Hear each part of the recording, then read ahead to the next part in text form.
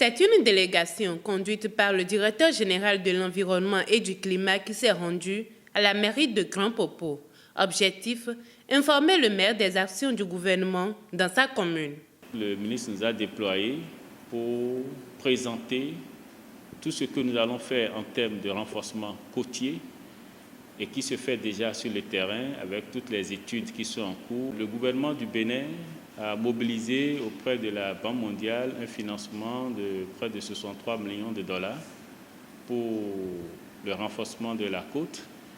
Et au niveau donc de ce financement, nous avons plusieurs pays qui participent parce que l'érosion côtière, nous l'avons subdivisée en 3 zones au niveau du Bénin. Il y a la zone Est au centre et puis à l'ouest.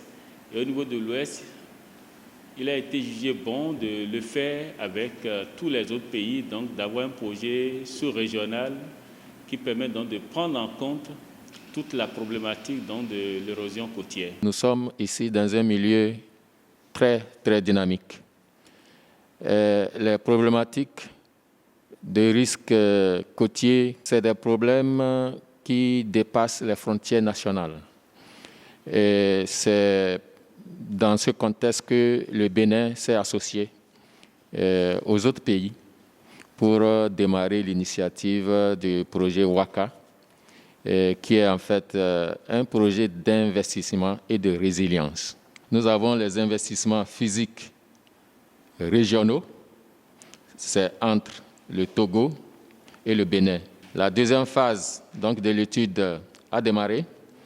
Et si vous avez suivi, jusqu'à la semaine dernière, il y a eu des levées topographiques et des levées bathymétriques qui se sont déroulées tout au long donc, de la côte, depuis Grand Popo jusqu'à Agodrafo au Togo. Nous avons les investissements physiques nationaux par rapport au curage donc, de la lagune, à l'aménagement et à la stabilisation de la rive gauche du fleuve Mono qui se jette donc, au niveau de l'océan. Le gouvernement a œuvré avec la Banque mondiale pour atténuer un tant soit peu donc, cette menace d'ouverture de la nouvelle embouchure à Gbekon. Désormais informé sur les nombreuses actions du projet WACA, le nouveau maire manifeste son intérêt. La population, vous savez, telle qu'elle est, toujours insatisfaite.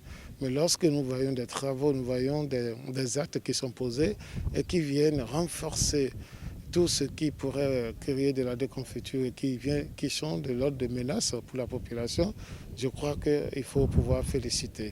Il faut pouvoir en parler et faire comprendre à cette population que quelque chose se fait.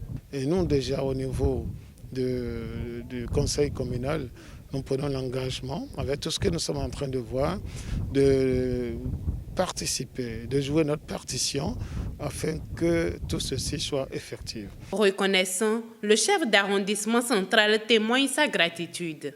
Le gouvernement de la Vérité fait beaucoup d'efforts à travers le ministère du cadre de vie. Et ce projet WACA qui vient d'être à côté de nous, nous ne pouvons que le soutenir. Parce que ça fait à peine quelques 4-5 mois, on a vu comment dans l'urgence, le ministère est venu nous sauver ici. Donc, nous vous disons seulement, soyez les bienvenus. Cette séance d'information a pris fin par une visite des travaux de protection effectués par le projet WACA à Gbekon. Nous avons constaté que les populations n'étant pas informées, vu les dernières montées donc, qui s'annoncent des eaux, s'affolaient. Donc il fallait venir sur le terrain, les rassurer de ce que le gouvernement est en train de faire et aussi parcourir les ouvrages déjà réalisés. Nous sommes ici à Gbekon où le gouvernement nous a déployés il y a quelques mois pour réaliser des travaux d'urgence afin donc d'éviter les inondations cycliques que nous avons connues souvent dans l'arrondissement de Avlor, les villages d'Agatogbo. Cet ouvrage a été érigé, donc c'est un ouvrage d'urgence, mais qui va durer 3 ans pour éviter donc, ces inondations. Il y a aussi donc l'embouchure de la Bouche du Roi donc, qui a été ouverte donc, de façon mécanique toujours pour protéger les populations des inondations et en même temps protéger aussi la route donc, de la voie du 10 janvier.